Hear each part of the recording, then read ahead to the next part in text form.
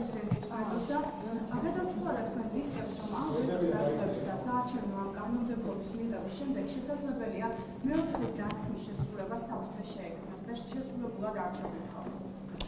უბრალოდ რა თქმა უნდა, ვეტოს დავძლეთ, უფრო მეტიც თქვენც რომ ამ კანონის პაკეტში შედიოდა რეგლამენტში ცვლილება, რომელიც უკვე ერთი თვე არის ძალაში არის, ვინაიდან რეგლამენტის ცვლილებას ხელს აწევს პარლამენტის თავმჯდომარე და ამ შემთხვევაში ვეტოს უფლება არ ცვლდება, შესაბამისად მეორე ნაწილი ამ პაკეტისა უკვე ერთი თვე არის ძალაში და რა თქმა უნდა საარჩევნო კოდექსში ცვლილებას დავძლეთ ვეტოს.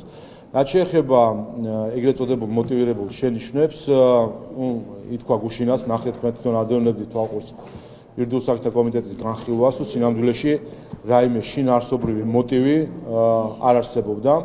კერძოდ ითქვა, რომ თითქოს ეს ცვლილება არ უნდა იქნას მიღებული ასე, ვინაიდან ის ეწინააღმდეგება ევროპულ სტანდარტს, რაც არის ტყუილი, ვინაიდან არსებობს არც ერთი ევროკავშირის ქვეყანა, რომელშიც ასეთი სისტემა იქნებოდა.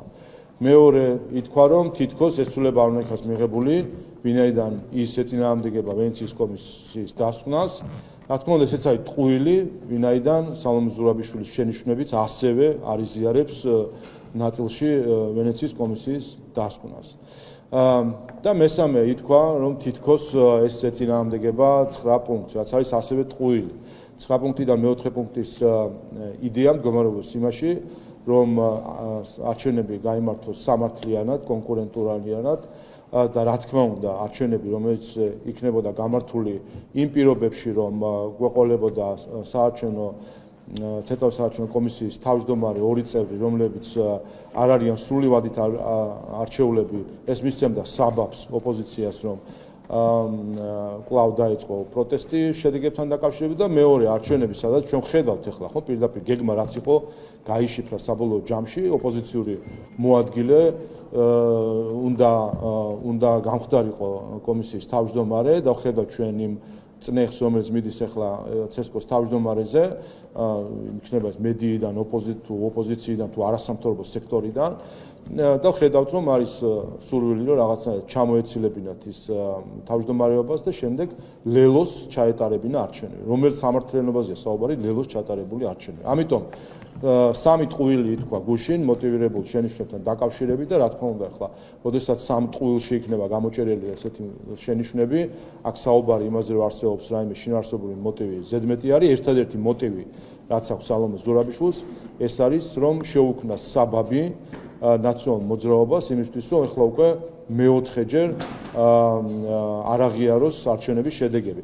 და ეს არის ჩვენ ხედავთ, რომ 100%-იანი გარანტირებული არის, რომ ნაციონალური მოძრაობა არ აღიარებს ამ არჩევნების შედეგებს, 2012-ში არ აღიარეს, 16-ში არ აღიარეს, 2020-ში არ აღიარეს, ამიტომ ეს გამოცდილება გვეუბნება, რომ ახლაც აპირებენ, რომ არ აღიარონ არჩევნები, ემზადებიან უკვე რევოლუციური სცენარებისთვის და ამისთვის იმზადებენ საბაბებს და ეს საბაბი არის სწორედ მათ შორის ეს ეგრეთ წოდებული მოტივირებული ერთმანეთთან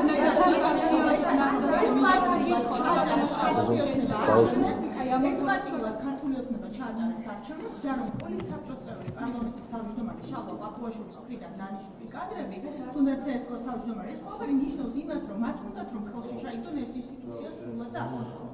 ამაზე რა პასუხი? ამაზე პასუხი ის ტყუილიც აღარ არის, ეს არის სისულელი უბრალოდ, რაც გუშინ ითქვა მათ შორის პრეზიდენტის ადმინისტრაციის წარმომადგენლის მხრიდან, რომ თითქოს ერთპარტიულზე ცესკო იქნება. 8 ოპოზიციური პარტია არის წარმოადგენს ცესკოში. რა ერთპარტიულობაზე საუბრობენ საერთოდ? ანუ ეს უკვე არითმეტიკის არცოდნა არის და უბრალოდ იმის წარმოადგენა, რომ საქართველოს მოქალაქეებმა არითმეტიკა არ იციან. და 8-მდე ვერ დათვლიან, რომ 8 ადამიანის 8 სხვადასხვა ოპოზიციური პარტია არის ცესკოში წარმოადგენილი. ასე რომ კიდევ ერთხელ, ერთ-ერთი მოტივი ამ შენიშვნის არის საბაბის შექმნა არჩევნების შედეგების არაღიარებისთვის.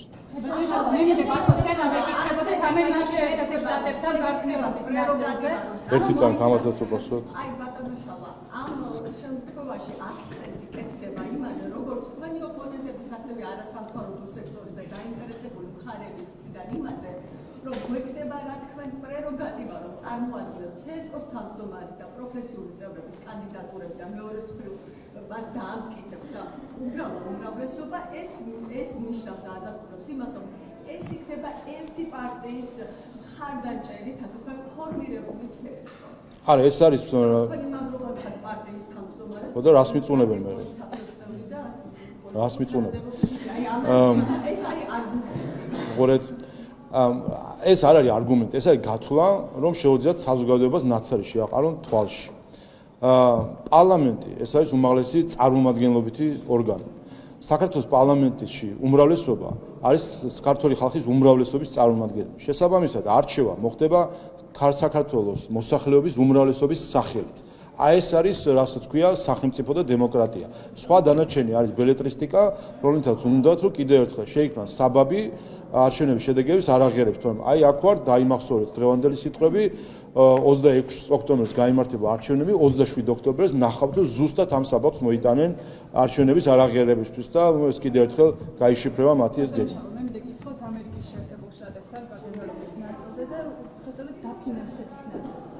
სწორედ ქართულ ოცნებას კიდევ არ ვსახობი და ამბობენ იმას, რომ არ უნდა იყოს პარტიულობა ცალმხრივ რეჟიმში. მოთმინავდა და საუბრობენ ასევე NGO-ების დაფინანსების წილზე. ეს დაფინანსება, რაზეც საუბრობენ, ძირითადად NGO-ებისგან მიემართება ხშირად თქვენთან მეგობრები აგობენ, რომლებიც ანტიქართულ საქმიანობას ეწევიან ხშირ შემთხვევაში, ამ ნაწილში უფრო მეტი.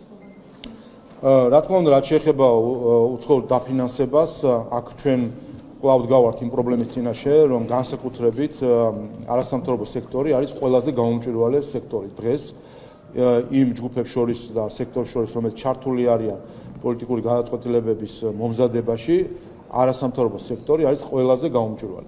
ჩვენ შარშან მარტში სწორედ აი ამ პრობლემის გამო გადაწყვეტა გვინდოდა კანონმდებლობი და ჩვენ მაშინ ვნახეთ, რომ ზუსტად ის არასამთავრობო ორგანიზაციები, რომლებიც მალავენ თავის ფინანსებს, ზუსტად ის დონორები, რომლებიც მალავენ თავის ხარჯებს, მათი ორგანიზებით მოხდა ძალადობრივი თავდასხმა პარლამენტზე და მათ შორის ნახეთ, რომ პირველად საქართველოს ისტორიაში მოლოტოვის კოქტეილები გვესროლეს.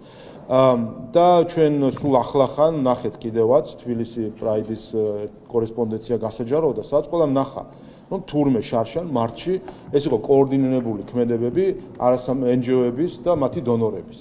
და ახსოვთ, რომ წელში წერია, როგორც შარშან ქონდა კოორდინაცია, ახლაც ასე ვაპირებთ კოორდინაციასო. ასე რომ ეს კიდევ ერთხელ ადასტურებს, რომ შარშან მარტში ის ძალადობრივი აქციები, რომელიც იმართებოდა თავდასხმა პარლამენტზე, მოლოტოვის კოქტეილების გამოყენება და ეს მთელი არეულობა, რაც იმ 2-3 დღის განმავლობაში იყო კოორდინირებული NGO-ებსა და ზოგიერთ დონორს შორის. რაც შეეხება ამერიკულ დაფინანსებას, აქაც სამწუხაროდ დღეს კვლავ არის გამოწვევა, რომ ნაწილი ამ დაფინანსების არის დამალული ქართული საზოგადოებისგან. მე არაერთხელ მithქვამს, მათ შორის ჩვენ პარტნიორებთანაც არაერთხელ ეს საკითხი დამიყენებია, რომ მაგალითად ნედი, ამერიკის დემოკრატიის ფონდი არასაჯაროებს თავის ხარჯებს მიუხედავად იმისა, რომ არაერთხელ მოუწოდე ამისკენ, მათ შორის შეხვედრების დროს, მალავენ, ჩვეულებრივად მალავენ, თუ რაში ხარჯავენ ისინი ფულს და მე შემდეგ აღმოჩნდება ხოლმე, რომ ეს ფული არის პოლიტიკური ფული, მიედინება პოლიტიკური პარტიებისკენ და სხვადასხვა ორგანიზაციებისკენ. მაგალითად მოგიყვანთ, ნედის დაფინანსება არის ხოლმე პარტიულ რაღაც ღონისძიებებში, იქნება ეს დროა, ევროპული საქართველო, სირცხვილია და ასე შემდეგ. მათ შორის 2020 წლის არჩევნების წინ ნედი პირდაპირ ხელფასს უხდიდა TV პირველის თანამშრომლებს. არ ვიცი თქვენ იცით თუ არა, გახსოვთ თუ არა TV პირველის თანამშრომლებს მიმართა. TV პირველის ჟურნალისტების ხელფასებს 2020 წლის არჩევნების წინ აფინანსებდა ამერიკული ფონდი და შეგახსენებთ ეს რა პერიოდია. ეს პერიოდია, როდესაც TV პირველში პირდაპირ იყო დეზინფორმაციული კამპანია წარმოებული ბაჩალიშვილის საქმესთან დაკავშირებით და შაქარაშვილის საქმესთან დაკავშირებით. ამაში ფულს იხდიდნენ ამერიკელი გადამხდელების ფული იხარჯებოდა, რომ საქართველოში წინასაარჩევნოდ პარტიულ მედიას ეწარმოებინა დეზინფორმაციული კამპანია. ასე რომ აი შემდეგ გამოვლინდება ხოლმე, რომ ასეთი პოლიტიკური აქტივობებში იხარჯება ამერიკელი გადამხდელების ფული, რაც არის როგორც ქართული კანონმდებლობის დარღვევა, ისე ამერიკული კანონმდებლობის დარღვევა. სამწუხაროდ დღემდე ვერ მივაღწიეთ, რომ ეს ფული, რომელზეც ახლა საუბრობენ და სამწუხაროდ ცოტა არ იყოს და დაყვედრების ხასიათი აქვს ამ ყველაფერს, ხომ? რომ ეს ფული იყოს საჯარო საქართველოს მოქალაქეებისთვის. თუ კი ეს ფული იხარჯება ქართული ხალხის საკეთილდღეოდ, მე მგონი არ არის ქართული ხალხი ბრბო და მე მგონი აქვს უფლება იცოდეს, თუ რაში და როგორ იხარჯება ეს ფული და კიდევ ერთხელ მოუწოდებ ყველა დონორს. ეს ამერიკულ საბიუჯეტო სახსრებსაც ეხება და ევროკავშირის საბიუჯეტო სახსრებსაც კიდევ ერთხელ ხაზს გაუსმებ ევროპის დემოკრატიული ფონდი, რომელშიც კარგად თუ ცუდად ნაცნობი ზოგიერთი ევროპარლამენტარი არის მის მმართველობაში, პირდაპირ პარტიებს აფინანსებს, მალავს ამ ყველაფერს, მიუხედავად იმისა, რომ მოწოდებები მქონდა და მიმართვები, უბრალოდ მალავენ, საერთოდ ანუ არ აგდებენ რაიმე უფლების მქონეთ საქართველოს მოქალაქეებს, ჩამოდიან აქ ვთქვათ ფულით, ხარჯავენ ფულს პოლიტიკურად და თითქოს ეს ასეც უნდა იყოს. კიდევ ერთხელ, ასეთი რუსული მეთოდებით ფულის ხარჯვა საქართველოში უნდა დასრულდეს. კიდევ ერთხელ მოუწოდებ როგორც ამერიკულ, ისე ევროპულ ფონდებს, რომ გაასაჯაროონ საკუთარი დაფინანსებები, ამის უფლება აქვთ როგორც მათ მოქალაქეებს, ისე საქართველოს მოქალაქეებს.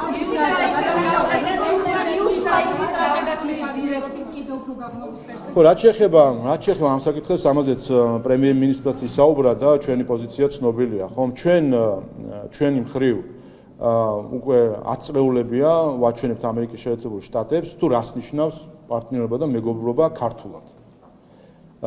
ეს ნიშნავს იმას, რომ ჩვენ გვაქვს მოხსნილი სავიზო ვალდებულებები ამერიკის მოქალაქეებისთვის, ჩვენ გვაქვს შექმნილი ყველანაირი პირობები ამერიკის მოქალაქეებისთვის ბიზნესის წარმოების გასაადვილებლად საქართველოში, ჩვენ ამერიკელი ჯარისკაცების მხარდამხარ ვიბრძოდით სხვადასხვა ცხელ წერტილში და მათ შორის ვიყავით პირველი ნატოს ქვეყნები, ლამის ნატოს ქვეყნებს შორისაც 23 ქვეყანაზე ნატოს წევრ 23 ქვეყანაზე მეტი კონტინგენტი ყავდა ჩვენ ავღანეთში. ავღანეთში ჩვენ რამდენი ჯარისკაცი დავკარგეთ, იმდენი ზოგიერთ ნატოს წევრ ქვეყანას არც კი ყოლია იმდენი ჯარისკაცი ავღანეთში. ამიტომ ეს არის მეგობრობა ქართულად.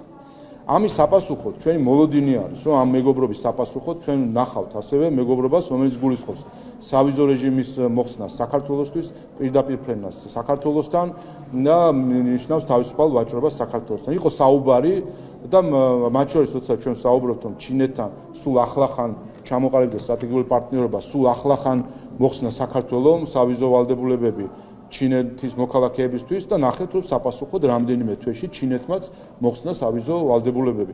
საუბარია იმაზე რომ თითქოს ამერიკის შეერთებულ შტატებს ბევრ ქვეყანასთან არ აქვს უვიზო ურთიერთობა, 40-ზე ცოტა მეტ ქვეყანასთან აქვს, 38 ქვეყანასთან აქვს უვიზო მიმოსვლა ჩინეთს და ამ 38-ში ერთი საქართველო არის. ასე რომ ჩვენ რა თქმა უნდა გვაქვს ეს სურვილი რომ ქართულ მეგობრობას და იმ მეგობრობის ქართულ ხედვას, რომელსაც ჩვენ ვაჩვენებთ ჩვენს პარტნიორებს სხვადასხვა ქვეყანას, შესაბამისი საპასუხო ნაბიჯები მოხდეს.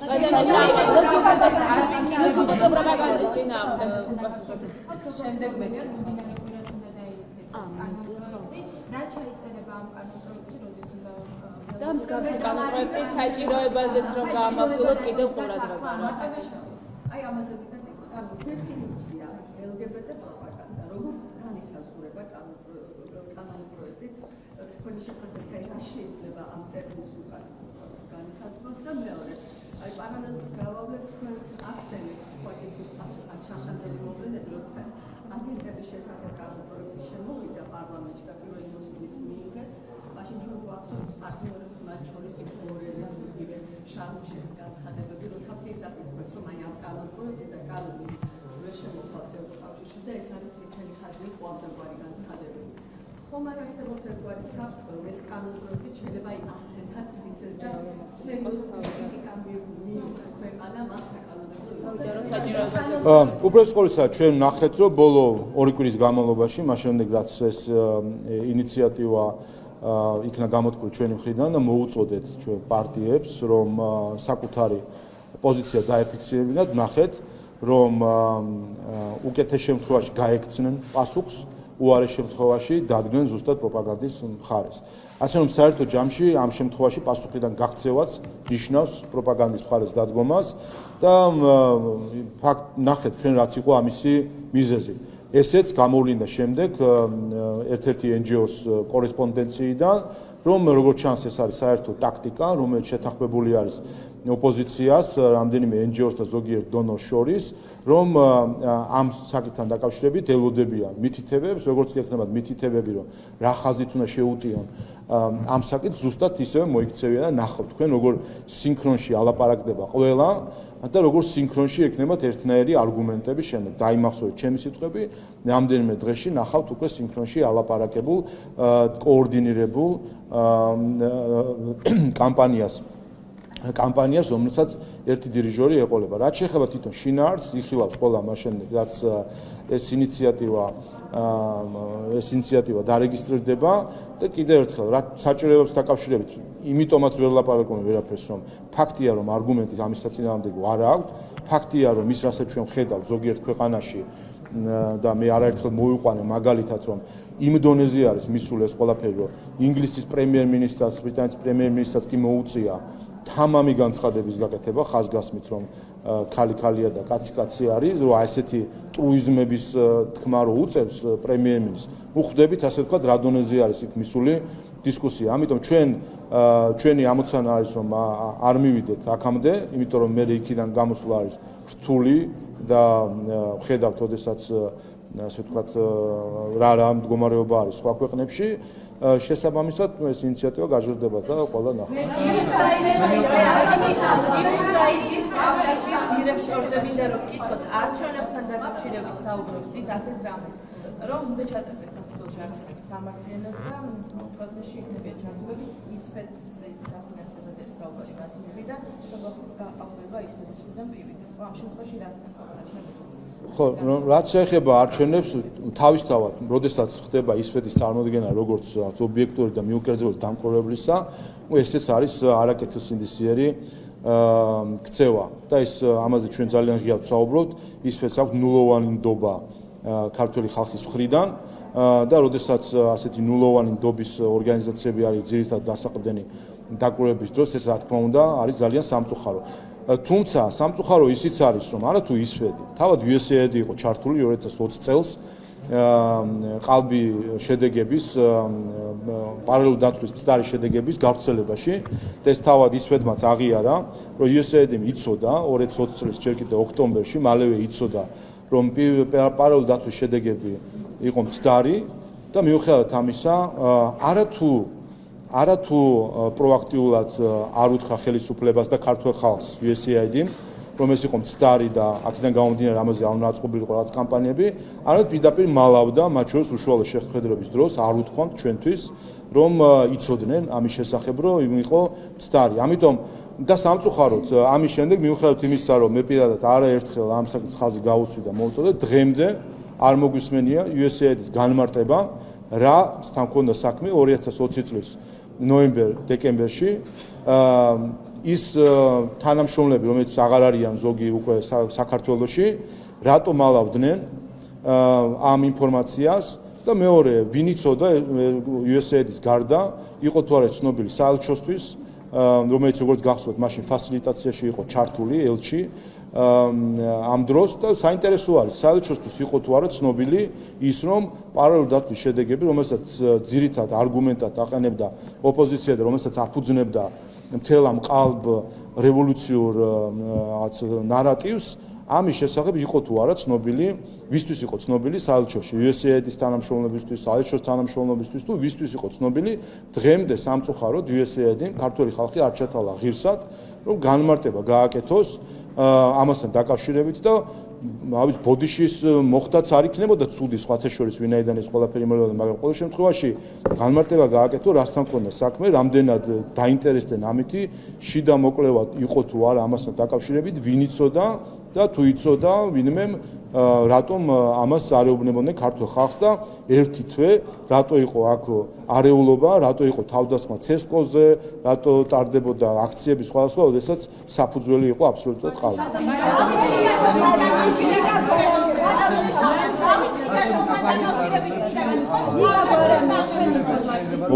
ტელეკომპანია იმის ინფორმაციით მიგაბარებს პრემიერ-მინისტრობას და ამის მიზეზდება და ამზადებენ რომ შევაფასოთ მისი შანსები და ამის შემდეგ ნენს სტოლტენბერგის ვიზიტით რომ შევაფასოთ და მისი გზავნილებით.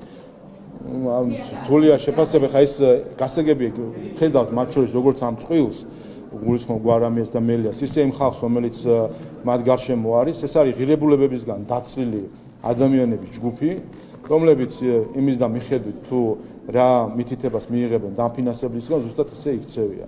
და ასე რომ აქ რაიმე განსაკუთრებული მოლოდინი მათთან დაკავშირებით არ გვაქვს, ყველა ზეპირად საქართველოს მოქალაქეებმა ზეპირად იციან თითოეული მათგანის სადიმყოფება ღირებულებით შკალაზე.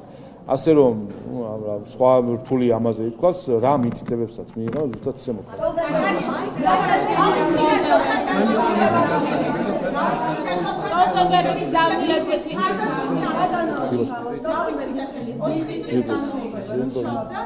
თავდაცვის მინისტრის მრჩევლად დავით ხიდაშვილი 4 წლის განმავლობაში მუშაობდა, როდესაც ის არის პროუსი ბიზნესმენი, რაში ჭირდებოდა მას ეს ფორმალური თანამდებობა, რაში უნდა გამოიყენებინა და არის თუ არა სახიფათო ის, რომ ყველაზე სტრატეგიულ უცხებაში, რომელსაც ნატოსთან პირდაპირი კონტაქტი აქვს, მუშაობდეს პრორუსი ბიზნესმენი, რომელიც ღიად რუსულ ინტერესებს ატარებს ქვეყანაში. რატო ატარებს რუსულ ინტერესებს? რა ვიცი, რა ვიცი, რატო ატარებს? რა ვიცი, მე არ ატარებს. თქვენ ამტკიცებდა. თქვენ ამტკიცებდა, რატო არის პრორუსი? არა, იქიდან ჩამოსული რო არის, კაცი, ახლა რა ვიცი.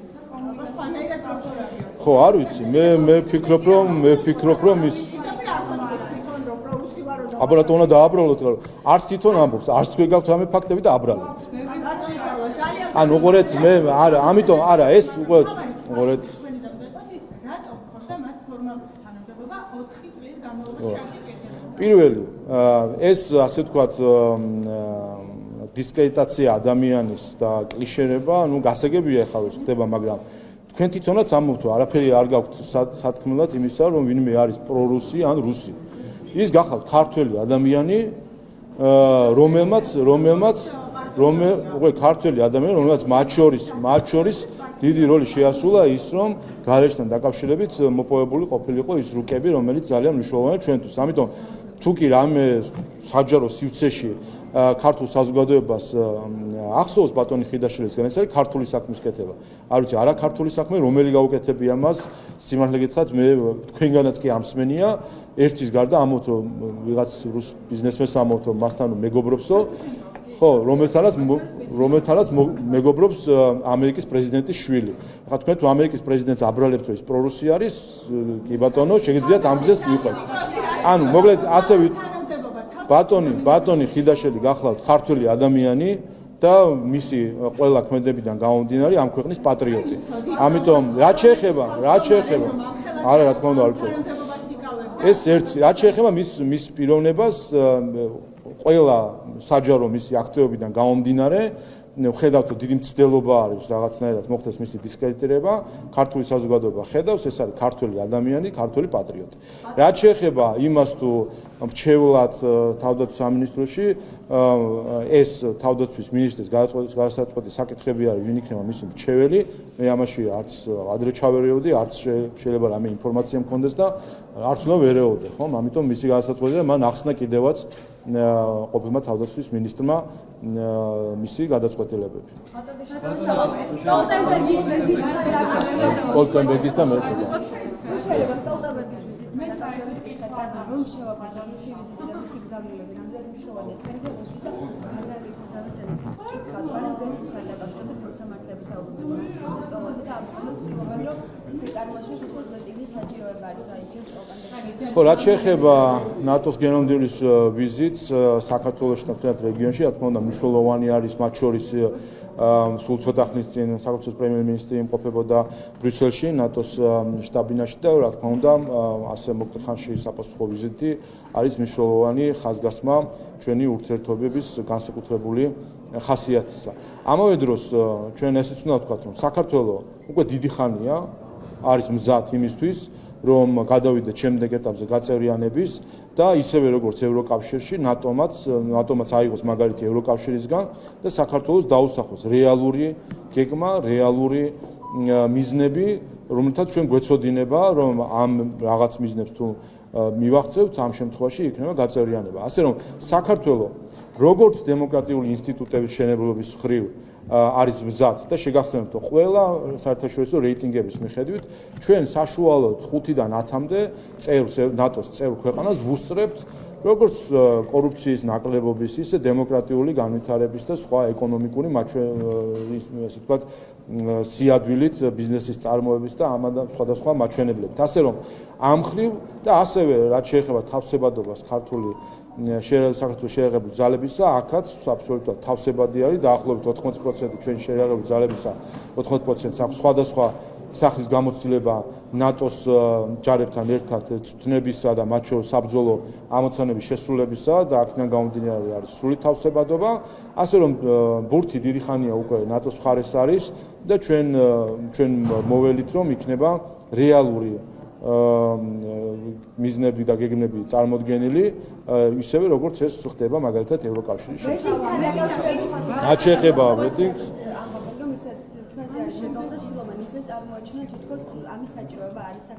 რაც შეეხება რეიტინგს, გუშინ უმრავლესობის ლიდერმა თქვა, ჩვენი მხრიდან ეს თემა დახურულია. ჩვენ დაახლოებით ალბათ ერთი თვე არის, რაც ამ საკითხზე შევედით განსჯაში, მათ შორის იცით რომ იმ სამუშაო ფორმატში, რომელსაც მე ხელმძღვანელობდი, სადაც ოპოზიცია და არასამთავრობო სექტორი იყო ჩართული, იქაც ქონდა ჩვენ ამაზე საუბარი. პირდაპირ მე პირადად და სხვემაც დავუსვით კითხვა, როგორც ოპოზიციას, ისე არასამთავრობო სექტორს. გითხარით საფუძველი, რატომ ფიქრობთ, რომ არის საჭირო ვეტინგის ჩატარება? გითხარით რაიმე სისტემური პრობლემა არსებობს სამართლიანი მართლმსაჯულებისა?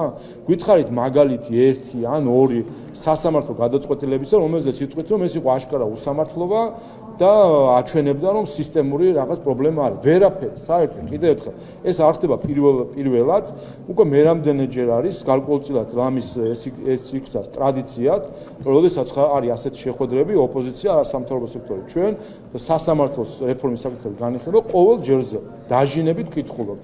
გითხარით მაგალითები სასამართლოს გადაწყვეტილებებისა, რომელზეც თქვენ იტყვით, რომ ეს იყო უსამართლო გადაწყვეტილება და აჩვენებს რაღაც სისტემურ პრობლემას. ვერ გეუბნებიან ვერც ერთს. გავიდა უკვე ალბათ 1 წელია, რაც მით უმეტეს 12 რეკომენდაციაზე მუშაობის ფორმატში და ასე შეხვედრები ქონდა, ყოველ ჯერზე ვკითხულობთ. კარგი, იმ მომენტში არ იციან ხო შეუძლიათ შემდეგ ჯერისთვის მოემზადონ და გითხან ერთი მაგალითი მაინც და იცით რატო ვერ გეუბნებიან? იმიტომ რაც აქამდე დაასახელეს, ყველაფერში აღმოჩნდა თვითონ ტყურნები. კერძოდ, რუსთავი ორი საქმეს ასახელებდნენ ამას, ოპოზიცია ამბობდა, რომ ეს იყო პოლიტიკური გადაწყვეტილება, NGO-ები ამბობდნენ, რომ ეს იყო პოლიტიკური გადაწყვეტილება და სამწუხაროდ ზოგიერთი საელჩო მაშინ ამბობდა, რომ ეს იყო პოლიტიკური გადაწყვეტილება. წავიდა სტრასბურგში, სტადიუმად თქვა, რომ ოპოზიციაც ცდებოდა, NGO-ებიც ცდებოდნენ და საელჩოებიც ცდებოდნენ.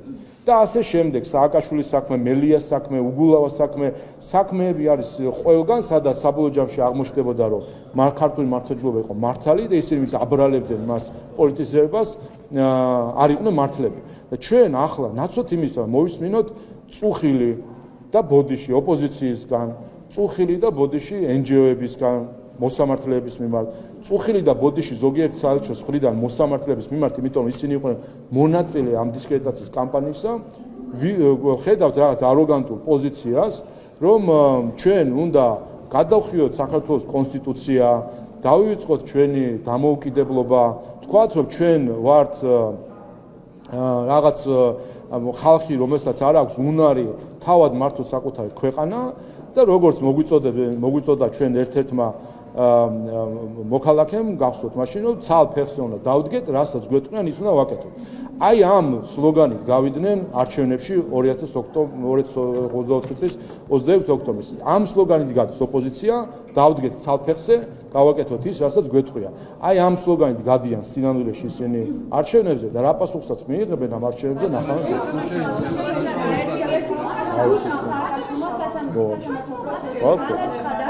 ის დროს დანაშაულის სტატისტიკა შემცირებული იყო და ახლა კი ყოველწლიურად იზრდება, რომ ვისაუბროთ და შევამოწმოთ. მისიის განცხადება სააკაშვილის დროს დანაშაულის სტატისტიკა უფრო ნაკლები იყო, ეს მდგომარეობა არ მიმართულება. რა სტატისტიკა, დანაშაული რეჟიმი იყო თავად ადამიანი ახლა ზის ციხეში, იმიტომ დამნაშავე არის ცნობილი სამსაქმეში, ხო? ანუ თავად დამნაშავე საერთოდ კრიმინალი რო საუბრობს დანაშაულის სტატისტიკაზე, ეს უკვე თავად არის ოქსიმორონი. ასე რომ კომენტარის გაკეთებაც კი შეუძლებელი არის. ჩვენ გვახსოვს მათ შორის ადამიანის უფლებათა ევროპულმა სასამართლომაც საკუთარ ერთ-ერთ ბოლო გადაწყვეტილებაში თქვა, რომ ეს იყო სისტემა, მაშინ დანაშაულებრივი ციხეებში შექმნილი, რომელიც იყო ადამიანების წამების სისტემა. ასე რომ ხილებული არის ნაციონალური მოძრაობის ხელისუფლება არა მხოლოდ შიდა სასამართლოების, არამედ საერთაშორისო სასამართლოების მიერ იმაში, რომ მას ჰქონდა შექმნილი დანაშაულებრივი რეჟიმი, განაჩენი გამოტანილი არის, ასე რომ სხვა მხრივ ახლა ამას უკვე მნიშვნელობა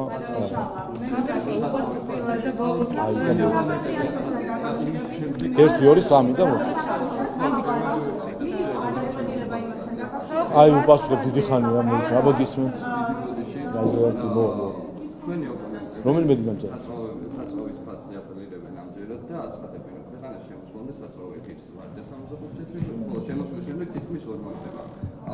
აცხადებენ ასევე იმის, რომ ეს ფაქტები, ფენი ესე ვთქვათ, ხელისუფლების მაღალ შემოსვლების ჯიბეში ვით. აი რას უფრო დამბრალდებენ, საწვავის ფასზე რა შეიძლება ითქვათ, მართალი არის თუ არა, საერთოდ აი ეს აპელირება როგორ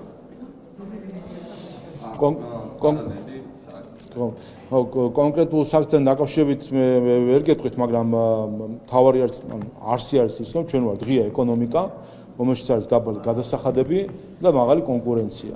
ეს ყველაფერი დგინდება, რა თქმა უნდა, შესაბამის პარამეტრებით, თუ კი არსებობს ხოლმე, თუ კი შეიძლება იყოს ეჭვი, რომ არის რაიმე გარიგება კარტელური ან ასე შემდეგ, ამისთვისაც კონკურენციის სააგენტო არსებობს, რომელიც მათ შორის ახლაც ბენზინის ფასებთან დაკავშირებით საკითხს იკვლევს. თუ დაადგენს, რომ არის რაიმე ჭარბი ნამატები, ამაზეც იქნება შესაბამისი რეაგირება, მაგრამ კიდევ ერთხელ ყოველ ჯერზე, როდესაც ხდება ასეთი თემებით манипулირება, საბოლოო ჯამში მტკიცდება ხოლმე, რომ ეს არის ჩვეულებრივი პოლიტიკური დღისწესრიგის შესაქმნელი საკითხი.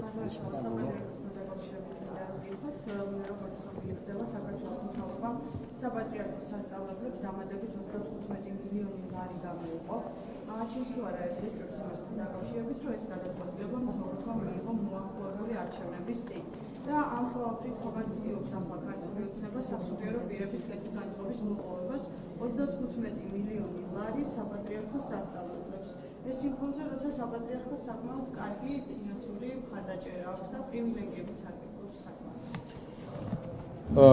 რაც შეეხება საქართველოს ეკლესიის მხარდაჭერას, ეს გახლავთ ჩვენი ვალდებულება იმ ინსტიტუციის მიმართ, რომელიც კონსტიტუციითაც აღიარებულია, როგორც ინსტიტუცია, რომელიც არის განუყოფელი ნაწილი ჩვენი ეროვნული იდენტობისა, ეს არის ჩვენი სახელმწიფოს ვალდებულება, რომ ხელი შეუწყოთ საქართველოს ეკლესიას, მათ შორის კონკორდატიდან გამომდინარე ვალდებულება. და ამ ვალდებულებას, რა თქმა უნდა, ჩვენ როგორც ამ ქვეყნის შვილები და ამ ქვეყნის ისტორიაზე გაზრდილი ადამიანები, რა თქმა უნდა, ამ ვალდებულებას პირნათად ვასრულებთ. რაც შეეხება არჩევნებთან ამის დაკავშირება, ყოველ წელს არის ხოლმე ამ საკითხზე манипуляციები, რომ სახელმწიფო რა მხრივ ახდენს მხარს უჭერს საქართველოს ეკლესიას. ასე რომ ეს ახალი თემა არ არის, ხოლმე არჩევნების წელს თემა არ არის ხოლმე, ეს არის კიდევ ერთხელ იმ პოლიტიკური ძალების მხრიდან манипуляცია, რომელიც ებრძვიან საქართველოს ეკლესიას. ხედავთ ჩვენ რა სახის განცხადებები კეთდება ხოლმე მათი მხრიდან ეკლესიის წინააღმდეგ, მათ შორის პატრიარქის წინააღმდეგ, ასე რომ ეს ნაწილი არის ეკლესიის წინააღმდეგ ბრძოლისა. მაგრამ საქართველოს ეკლესიას უკვე დიდი ხანია ებრძვიან, ათასწლეულები ებრძვიან, მაგრამ ხედავთ, რომ ვერავინ ის შეებრძოლება საქართველოს ეკლესიას, რა თქმა უნდა. ოპოზიცია მაგალითად ახალ მოჩვენებისა და ფარისევლობა არის ეს ყველაფერი, იმიტომ რომ ოპოზიციაში აცხადებენ, რომ ქართული ოცნება უკანონოდ მათ შორის სასულიერო პირებსაც კი უსმენს და ეხლა ამ თანხებით მხარდაჭერა ნიშნავს მხოლოდ წინასაარჩევნო კამპანიას და საარჩევნო დივიდენდების მიღებას და სიამოვნებაში ქართული ოცნება არის ის, ვინც ესე ექცევა სასულიერო პირებს, როდესაც მიმდინარეობს მათი უკანონო მოსმენა და ასე შემდეგ. ოპოზიცია იტყუება. მადლობა.